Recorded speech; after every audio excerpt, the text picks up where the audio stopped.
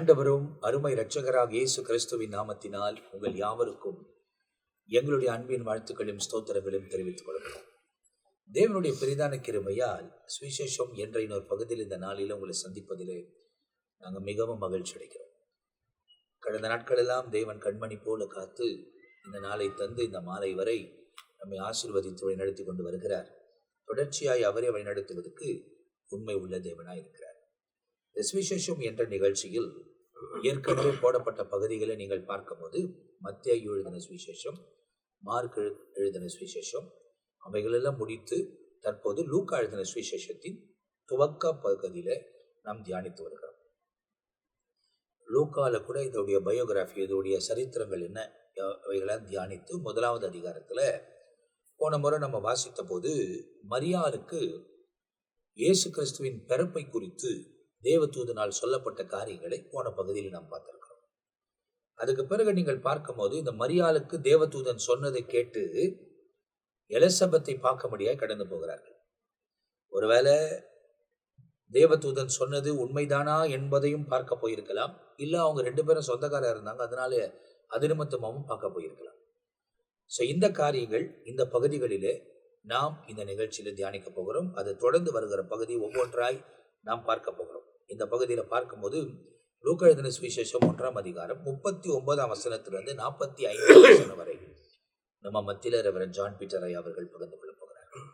மீண்டும் ஒரு முறை ஆண்டுடைய நாமத்தை மகிமைப்படுத்த இந்த ஒரு வாய்ப்பை தேவன் கொடுத்தார். அவருடைய நாமத்திற்கு ஸ்தோத்திரம். இந்த வார்த்தைகளை நாங்கள் உங்களுக்கு சொல்லுகிறோம். நாங்கள் பேசின இந்த வார்த்தைகளை நாங்கள் கவனிக்கும் போது எங்களுக்கே ஆசீர்வாதமாக இருக்கிறது. ஆவியானவர் நடத்துகிற பாதைகள் அங்கும் இங்கும் ஒரு வசனமாய் சொல்லுகிற செய்தியும் உண்டு.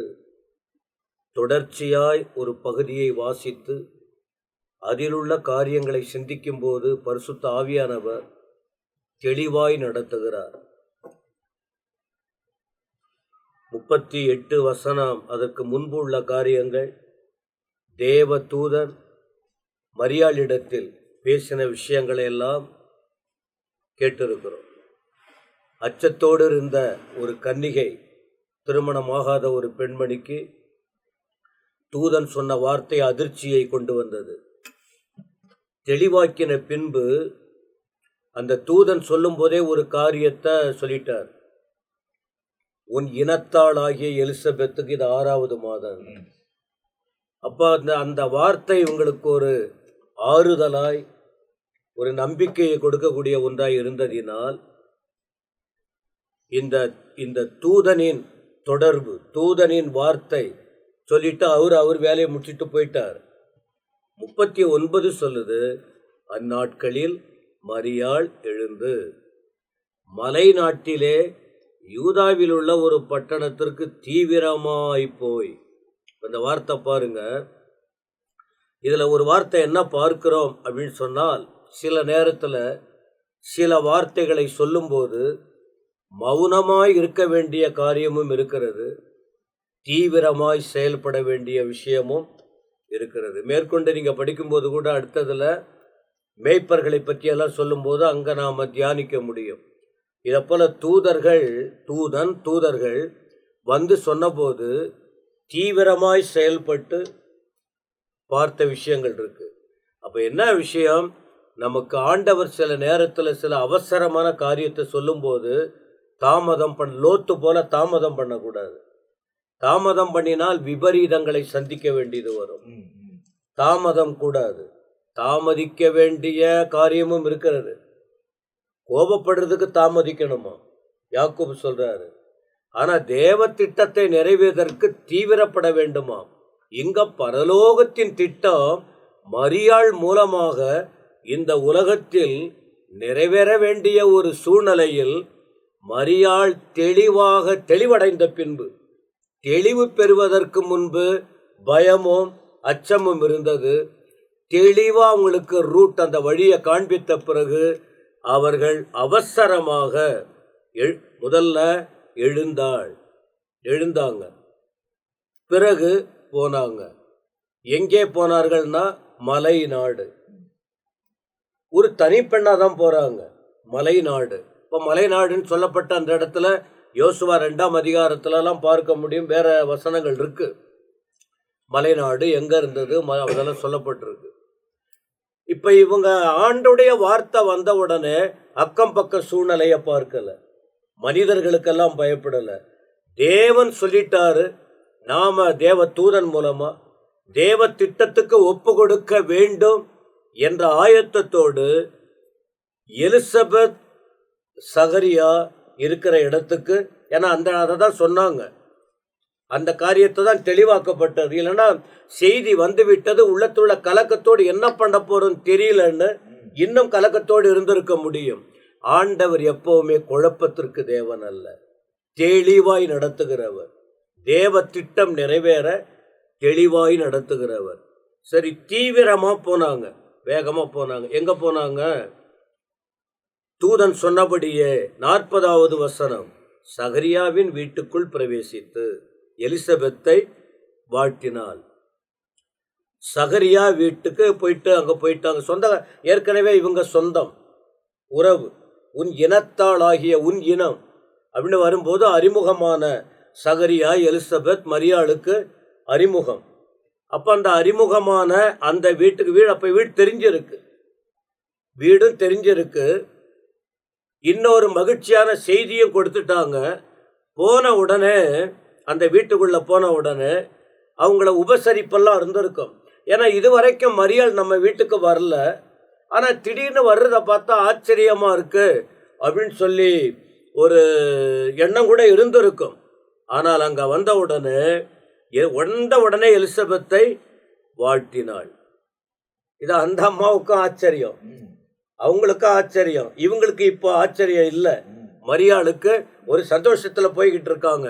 வயசானவங்க தன் வாழ்க்கையில நடக்க போகிற மேன்மை ஆசீர்வாதம் ஒரு பக்கம் இருந்தாலும், ஒரு ஒரு எலிசபெத் வயதானவங்க குழந்தை பெற்றெடுக்க போறாங்களா, அது ஒரு அந்த சந்தோஷத்தை வெளிப்படுத்துகிற ஒரு காரியம். அப்போ அவங்க ஆச்சரியத்தோடு இருக்கும்போது போன உடனே செய்றாங்க, எலிசபெத்தை வாழ்த்தினார்கள். என்ன வாழ்த்தியிருப்பாங்கிறத, அந்த என்ன வாழ்த்துதல்னு இந்த இடத்துல விவரிக்கப்படவில்லை. வாழ்த்துதல் ஒன்னியவான் 3 யோவான் வசனத்துல அந்த 3வது வசனத்துல பார்க்கும்போது சொல்றாரு, பிரியமானவனே உன் ஆத்துமா வாழ்கிறது போல எல்லாவற்றிலும் வாழ்ந்து சுகமா இருக்கும். நாங்க என்ன வாழ்த்துதல்னு சொல்லி இருக்கு, பிரியமானவனே உன் ஆத்துமா இப்ப வாழுது, உன் ஆத்துமா தெய்வத்தோட இணைஞ்சிருக்கு. அதனால நீ எல்லாவற்றிலும் உலக ரீதியிலும் ஆசீர்வாதமா இருக்க வேண்டும் என்ற வாழ்த்துதல் அங்க தெளிவா சொல்லி இருக்கு. ஆனா இங்க உள்ள வாழ்த்துதல் என்ன சொன்னாங்க தெரியல.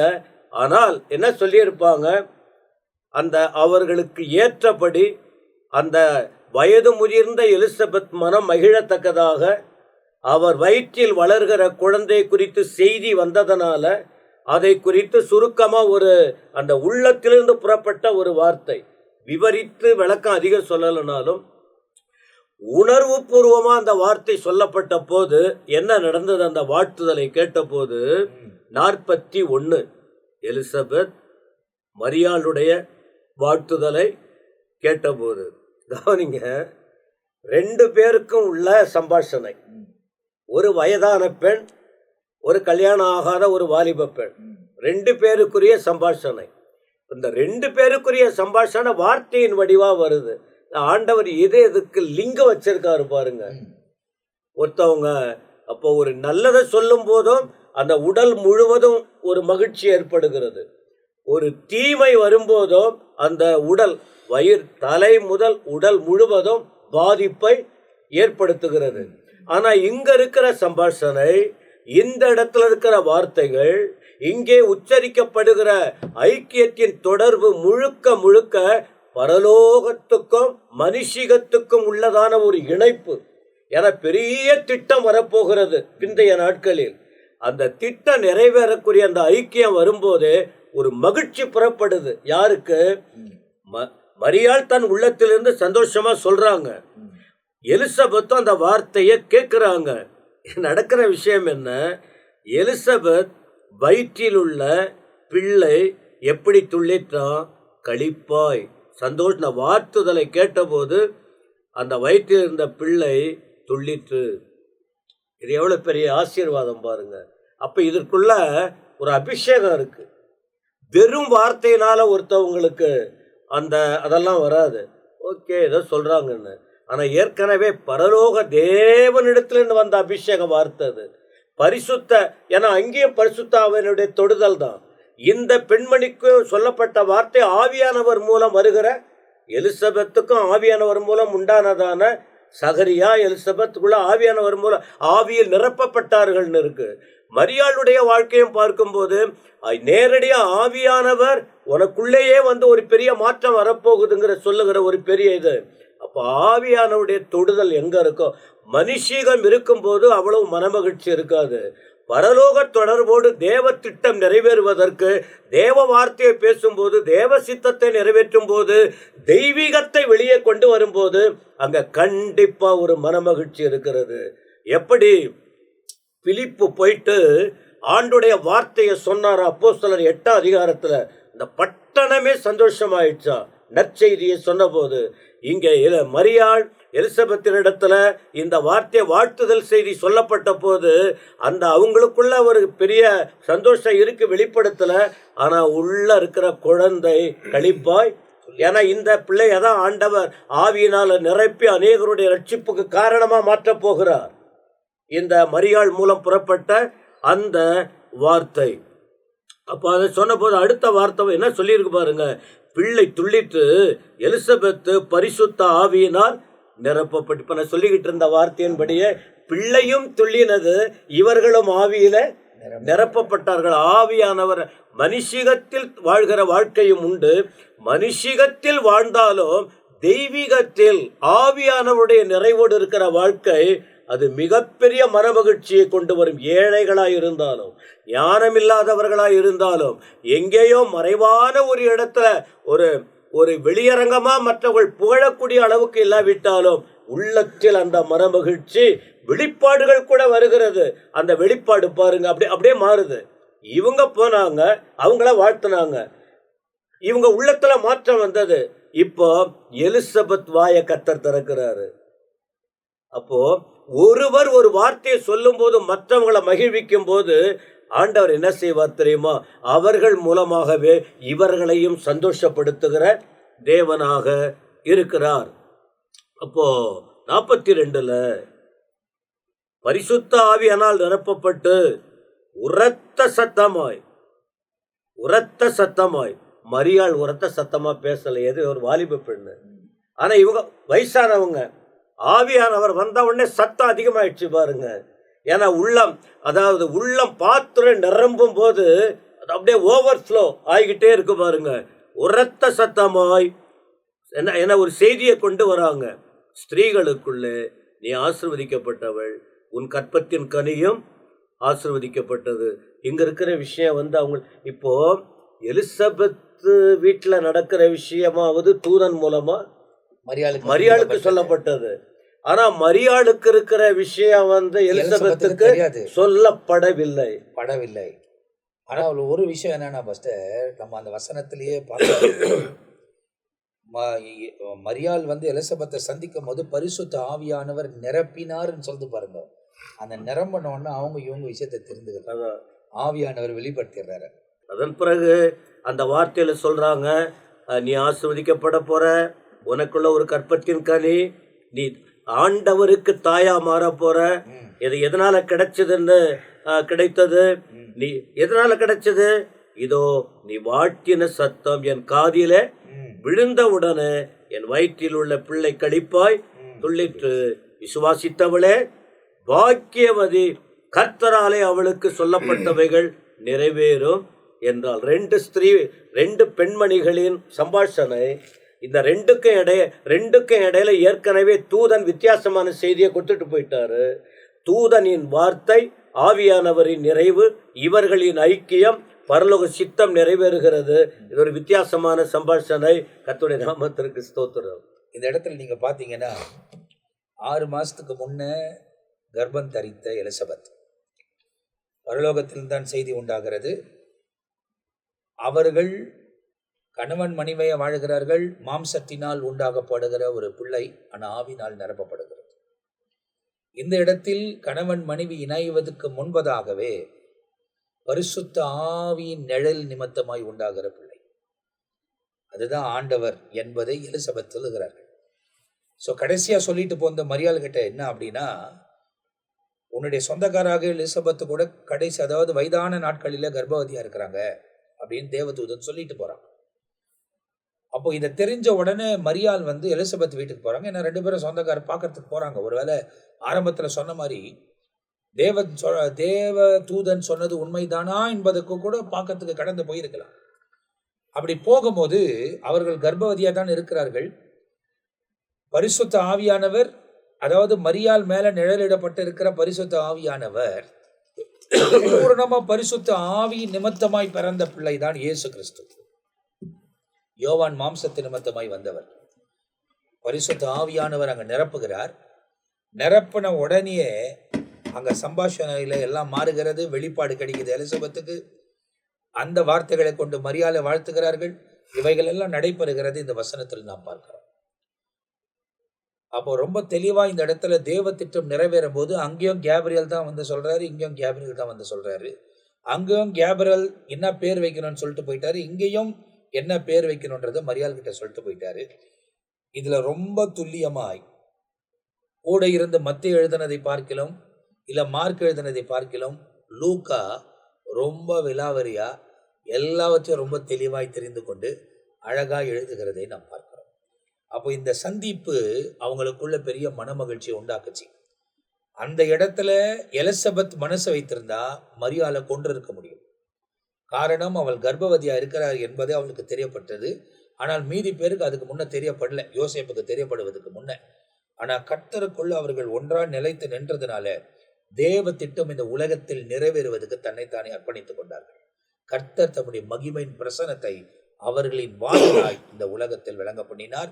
2 பேரும் தேவ சித்தத்தை நிறைவேற்றினவர்கள். அதே நேரத்தில் நீங்க பாத்தீங்கன்னா, யோவான் ஸ்தானன் தன்னுடைய வேலையை துவங்கி முடிப்பதுக்கு முன்ன சரித்திர பிரகாரமாய் பார்த்தீங்கன்னா எலிசபெத்தை மரித்திருப்பாங்க, சகேரியாவை மரித்திருப்பார். வயதான காலத்துல தெரிந்து கொள்வதுக்கு விஷயம் என்ன அப்படின்னா, யோவான் ஸ்தானன் தலை சேதம் பண்ணப்படும் போது இவங்க இருக்கக்கூடாது. ஏன்னா அதெல்லாம் பெற்றோர்கள் பார்ப்பது ரொம்ப கஷ்டமான விஷயமா இருக்கும். அதனாலதான் இயேசு கிறிஸ்து ஊழியத்துக்கு வருவதற்கு முன்பதாகவே யோசேப்பு மரிந்தார். ஏன்னா இயேசு கிறிஸ்து கூட இந்த உலகத்தில் வாழும் போது பிதாவாகிய தேவனுக்கு செவி கொடுக்க வேண்டுமானால் உலகத்தில் உள்ள இருக்கிற தகப்பனுடைய ஆதிக்கியம் அங்க இருக்கக்கூடாது.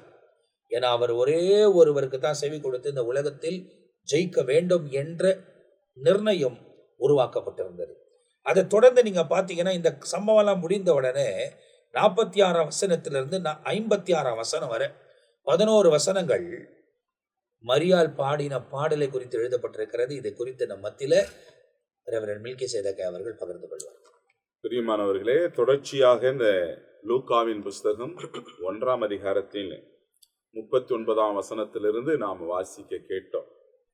மரியாளோடு கூட தேவதூதன் காபிரியேல் பேசி முடித்த உடனே, அதாவது நான் இன்னும் புருஷனை அறியனே, இது எப்படி ஆகும் அவள் என்று கேட்பேன். தேவனால் கூடாத காரியம் ஒன்றுமில்லை என்று தேவதூதனால் அவளுக்கு அறிவிக்கப்பட்டது. அப்ப உடனே அவள் சொன்னா, இதோ நான் என் ஆண்டவருக்கு அடிமை, உம்முடைய வார்த்தையின்படி எனக்கு ஆக கடவது என்றால், அப்பொழுது தேவதூதன் அவளிடத்திலிருந்து போய்விட்டான். போன உடனே இவள் உடனே எழுந்து, அந்நாட்களில் மரியாள் எழுந்து மலை நாட்டில் உள்ள யூதாவுக்கு போய் சகரியாவின் வீட்டுக்குள்ள பிரவேசித்து எலிசபெத்தை வாழ்த்தினாள். இப்ப பாருங்க, அவ சொன்னது உண்மைதானா அப்படிதானான்னு சொல்லி அதை பார்க்க ஒரு எக்ஸைட்மெண்ட். என்னன்னா, வயது சென்ற உன் குடும்பத்தாலாகிய பெண்ணு, இப்ப அவளுக்கு 6 மாதம் அப்படின்னு இவளுக்கு ஒரு சந்தோஷம். இவங்க அங்க போய் வாழ்த்துறாங்க. பரிசுத்த ஆவியானவர் எலிசபெத்தை வாழ்த்தி நிரப்புறாரு. அவங்க ப்ராஃபட்டிக்கா சொல்றாங்க. இங்க எலிசபெத்தை பற்றி மரியாள் கிட்ட தேவதூதன் சொன்னான். அங்க யாரும் சொல்லான ஆவியானவர் எலிசபெத்தை நிரப்புறாரு. இவங்க போய் வாழ்த்தின உடனே எலிசபெத்து மரியாளுடைய வாழ்த்துதலை கேட்ட பொழுது அவருடைய வயிற்றில் இருந்த பிள்ளை துள்ளிற்று. எலிசபெத்து பரிசுத்தாவினால் நிரப்பப்பட்டு இப்ப மரியாளை பார்த்து சொல்றாங்க, உரத்த சத்தமாய் ஸ்திரீகளுக்குள்ளே நீ ஆசீர்வதிக்கப்பட்டவள், உன் கர்ப்பத்தின் கனியும் ஆசீர்வதிக்கப்பட்டது. என் ஆண்டவருடைய தாயார் என்னிடத்தில் வந்து எனக்கு கிடைத்தது, வந்தது எதனால் கிடைத்தது? இதோ நீ வாழ்த்தின சத்தம் என் காதில் விழுந்த உடனே என் வயிற்றில் உள்ள பிள்ளை துள்ளிற்று. விசுவாசித்தவளே பாக்கியவதி, கர்த்தராலே அவளுக்கு சொல்லப்பட்டவைகள் நிறைவேறும் என்றார். இவ போய் அவளை வாழ்த்துறா. அவ பரிசுத்தாவினால் நிரப்பப்பட்டு என் ஆண்டவருடைய தாயார் என்னை வாழ்த்தினது வந்தது எத்தனை பாக்கியம் அப்படின்னு சொல்லி அவங்க பேசுறாங்க. அதாவது மரியாளுக்கு வந்து ஒரு ஸ்டெபிலிட்டியை கூட அந்த வார்த்தை தந்திருக்கு. ஆமா, கன்ஃபர்மேஷன் ஆகுது. கன்ஃபர்மேஷனா மனுஷ மூலியமா, ஒரு மாம்ச மூலியமாவே மரியாள் கிட்ட பேசும்போது ஆமா, அது ஒரு பெரிய கன்ஃபர்மேஷனா மாறுது. ஆமா, யூதாவில் உள்ள மலை தேசம். அப்போ சாதாரணமா இடம்னாக்கா ஒரு நடந்து போயிடலாம். மலை ஏறி இஸ்ரேலுக்கு போனவங்க தெரியும், பஸ் கூட மலை இறங்கி மேடும் பள்ளமா தான் இருக்கும். ஒரு சமபூமியே அங்க கிடையாது.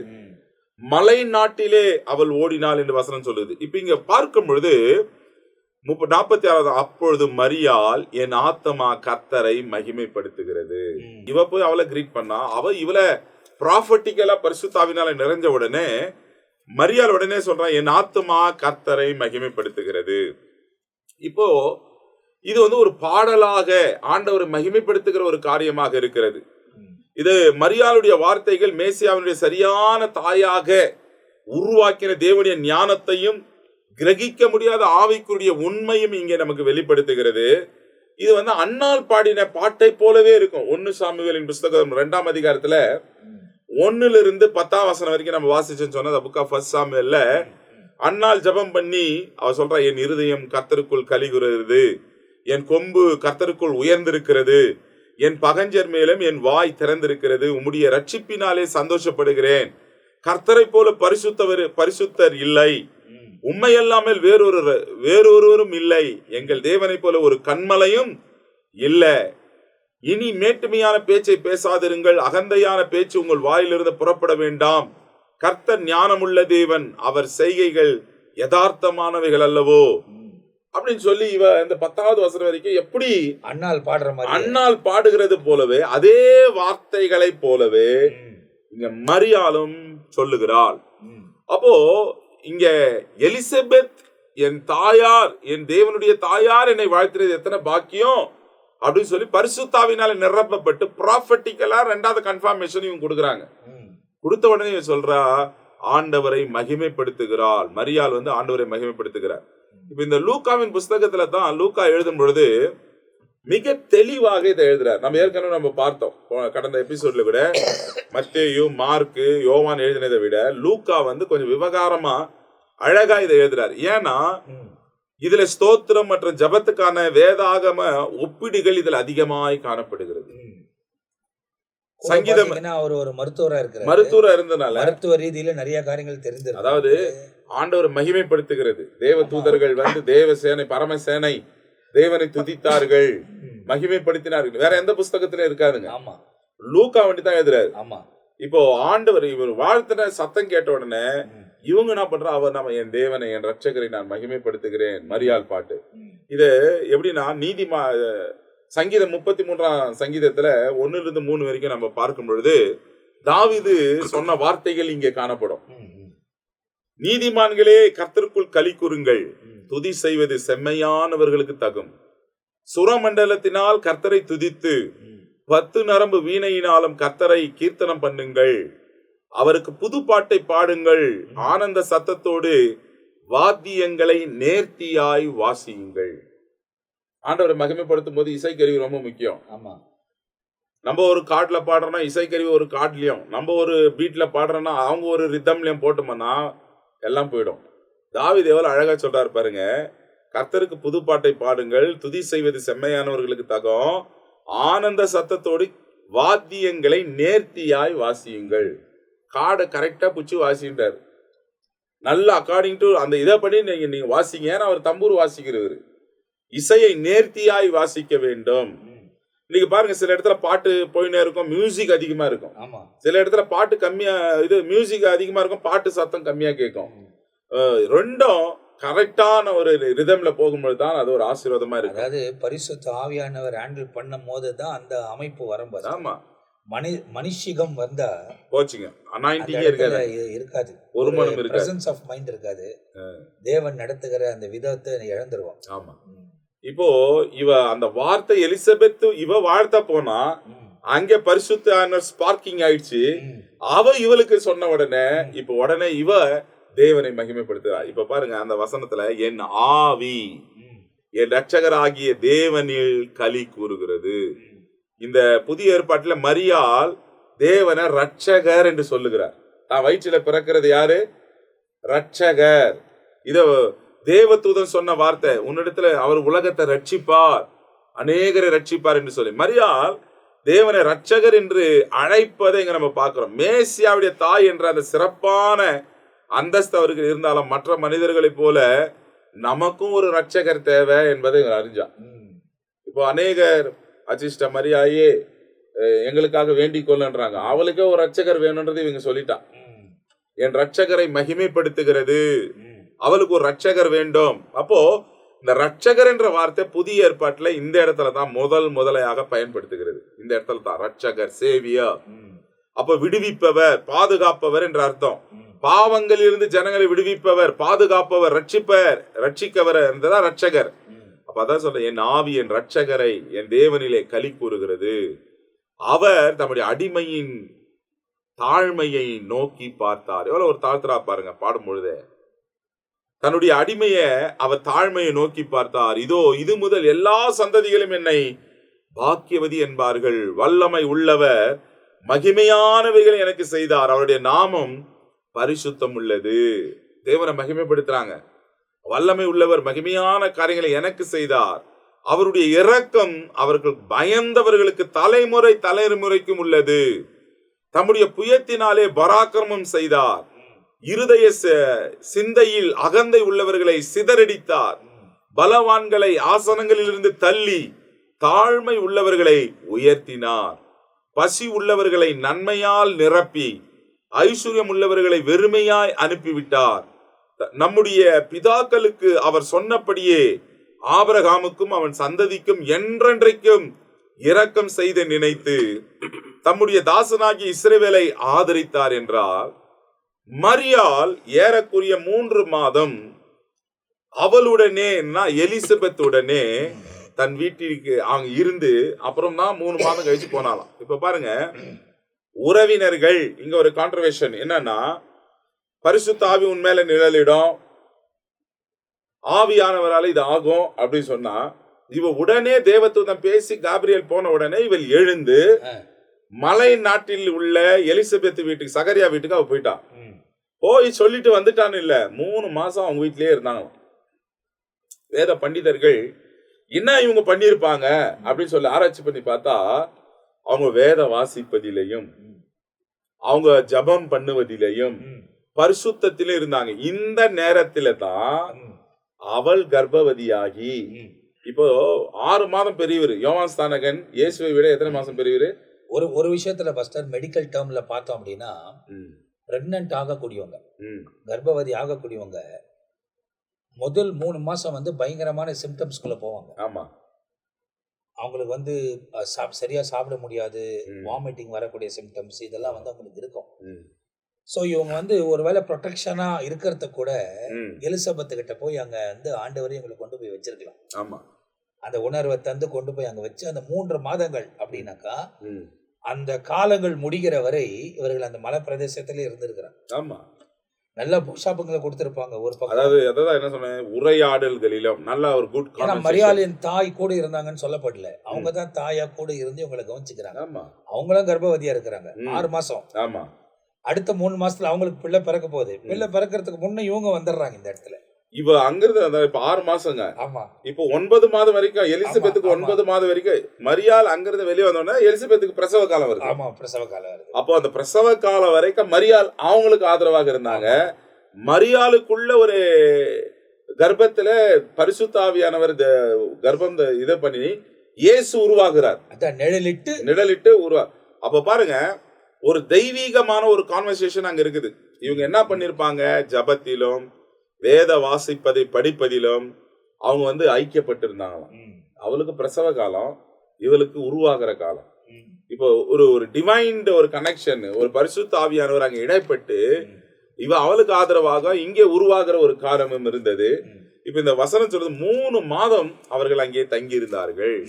இன்னைக்கு இந்த வசனங்கள் எல்லாம் நம்ம பார்க்கும் பொழுது அவளை போ வாழ்த்த போனா அவ ஒரு வார்த்தையும் சொல்லல, ஆனா வார்த்தைகளை கேட்ட உடனே வயிற்றில் இருந்த பிள்ளை சொல்லிட்டு, அப்போ பரிசுத்த ஆவியினாலே அவன் நிரப்பப்பட்டிருப்பான் என்ற வார்த்தையை அங்க நிறைவேறிச்சு. வயிற்றில் இருக்கும் பொழுதே யோவான் ஸ்நானக பரிசுத்தாவினாலே நிரப்பப்படுவான். மரியாளுடைய வாழ்த்துதலை கேட்ட உடனே வயிற்றில் இருக்கிற பிள்ளை பரிசுத்தாவினாலே நிரப்பப்பட்டது. அப்போ ஒவ்வொரு காரியமும் லூக்கா எழுதும்போது தெளிவாக எழுதுகிறார். மரியாள் எப்படி ஆண்டவரை மகிமைப்படுத்தினாள், ஆண்டவரை எப்படி மகிமை செலுத்தினாள். தனக்கு மகிமை எடுத்துக்கொள்ளவில்லை, தனக்காக மேட்டுமை அவள் எடுத்துக்கொள்ளவில்லை, தேவனுக்காக தன்னை ஒப்பு கொடுத்து தேவனை சார்ந்து ஆண்டவரையே மகிமைப்படுத்தினாள் என்று மிக தெளிவாக இந்த பகுதியிலே நாம் பார்க்கிறோம். இந்த இடத்துல பார்த்தீங்கன்னா மரியாள் போய் எலிசபெத்தை சந்திப்பது, அதுல வந்து ரொம்ப ரொம்ப தெளிவா சொல்லப்பட்டது. யூதா பட்டணத்தில், மலை பகுதியில் இருக்கிற அந்த பட்டணத்தில் அவங்க போய் சந்திக்கிறாங்க. 3 மாச காலம் அங்க இருக்கிறாங்க. அவங்க வாழ்த்தின உடனே பிள்ளை துள்ளுகிறது, பரிசுத்த ஆவியினாலே நிரப்பவும். ஏன்னா இவங்க பரிசுத்த ஆவியை சுமந்து கொண்டு இருக்கிறாங்க, நிழலிடப்பட்டு அந்த ப்ரோசஸ்க்குள்ளே இவங்க கடந்து வந்துட்டாங்க. அந்த பரிசுத்த ஆவியானவர் தன் வழியை ஆயத்தப்படுத்த பிறக்க போகிற யோவான் ஸ்நானனை நிரப்புகிறது. அப்போ நிரப்பி இவங்க 2 பேருக்குள்ள ஒரு மனமகிழ்ச்சி உண்டாகி 2 பேரும் மாற்றி மாற்றி வாழ்த்திக்கிறாங்க. அங்கேயே தங்குறாங்க 3 மாச காலம். ஏன்னா ஏற்கனவே தேவதூதன் சொல்லிட்டேன், இப்போ அவங்க 6 மாசமா இருக்கிறாங்கன்னு. ஒரு பிள்ளை உற்பத்தி ஆகும் ஒரு காலம் திட்டம் 9 மாத காலம். அந்த அதாவது பிரசவிப்பதுக்கு முன்னே எலிசபெத் ஐயான அடுத்தது அதுதான் நம்ம வாசிக்க போறோம். எலிசபெத் பிரசவிப்பதுக்கு முன்பதாகவே மரியாள் புறப்பட்டு வந்துடுறாங்க. ஏன்னா ஒரு வேளை பிள்ளை பிறக்கும் போது மரியாள் அந்த இடத்துல வந்து 3 மாத கர்ப்பவதியா இருப்பாங்க. யோவான் ஸ்நானன் பிறந்து 6 மாதத்துக்கு அப்புறமா தான் இயேசு கிறிஸ்து பிறக்கிறார். பிறந்த பிறகு இவர்கள் வளர்ந்து யோவான் ஸ்நானன் இடத்தில் ஞானஸ்தானம் எடுக்கும் போது தான் இயேசு கிறிஸ்து யோவான் ஸ்நானனை சந்திக்கிறார். ஆனா இவங்கெல்லாம் வந்து சொந்தக்காரர்களாவே இருந்தாங்க. பைபிள் வந்து ரொம்ப அழகா ஒவ்வொரு காரியத்தையும் பரலோகத்திலிருந்து திட்டமிட்டு ஒவ்வொரு காரியத்தையும் செய்யும் போது ஒழுங்காய் ப்ரொசீஜர் பிரகாரம் ரொம்ப அழகா ஒவ்வொரு காரியத்தை நிறைவேற்றுகிறதை பார்க்கிறோம். ஆகையால் தான் தேவ பிள்ளைகள் எல்லாவற்றிலும் ஒழுங்கா இருப்பார்கள். ஒவ்வொரு காரியத்திலும் வீடை ஒழுங்குபடுத்துவதிலும் சரி, அதே நேரத்தில் ஊழிய காரியங்களிலும் சரி, எல்லாவற்றையும் ஒழுங்கும் கரமாய் செய்யக்கூடியவர்களா இருப்பாங்க. அதுதான் பரிசுத்த ஆவியானவருடைய அமைப்பு. எனவே இந்த பகுதிகளில் நாம் பார்க்கும் போது மரியாள் வந்து எலிசபெத்தை சந்தித்ததும் மரியாள் பாடின பாடலும் 2மே இந்த பகுதியில் உங்களுக்கு விளக்கப்பட்டிருக்கிறது. அடுத்தது வந்து எலிசபெத்துக்கு பிரசவிப்பதும் பிள்ளை பிறப்பதும், அதுக்கப்புறமா யோவான் ஸ்நானத்தை கொண்டு போய் அவர்கள் விருத்த சேதனம் பண்ண காரியங்களையும், அதுக்கப்புறமா சகேரியா தீர்க்கதரிசனம் சொன்ன காரியங்களையும் இந்த இடத்துல துல்லியமாக எழுதப்பட்டிருக்கிறது. அடுத்த பகுதிகளிலே அவைகளை பார்க்க போகிறோம். இந்த பகுதியை பார்க்கிறவர்கள் இதுக்கு முந்தி போடப்பட்ட பகுதிகள் எல்லாம் நீங்கள் பார்ப்பீர்களானால் மத்தேயு எழுதின சுவிசேஷம் 1ஆம் அதிகாரத்திலிருந்து லூக்கா எழுதின சுவிசேஷம் 1ஆம் அதிகாரம் வரை நீங்கள் தெளிவாய் பார்க்க முடியும். மார்க் எழுதின சுவிசேஷமும் முடிக்கப்பட்டிருக்கிறது. இப்போ லூக்கா எழுதின சுவிசேஷத்தில் நாம் தியானித்துக் கொண்டிருக்கிறோம். எனவே இந்த 1ஆம் அதிகாரத்தில் மீதி விடப்பட்ட காரியங்கள் அடுத்த பகுதியில் நம்ம சந்திக்க போகிறோம். தேவனால் பயன்படுத்தப்படுகிற தேவனுடைய திருச்சபையை நடத்துகிற தேவனுடைய ஊழியர்கள் நம் மத்தியில் வந்து இவைகள் விளக்குகிறது நமக்கு மிகவும் பிரயோஜனமா இருக்கிறது. தொடர்ச்சியா அடுத்த பகுதியில் உங்களை சந்திக்கிற வரை நாங்கள் எல்லாம் உங்ககிட்ட இருந்து விடைபெறுகிறோம். கர்த்தர் உங்களை ஆசீர்வதிப்பாராக. ஆமென், ஆமென்.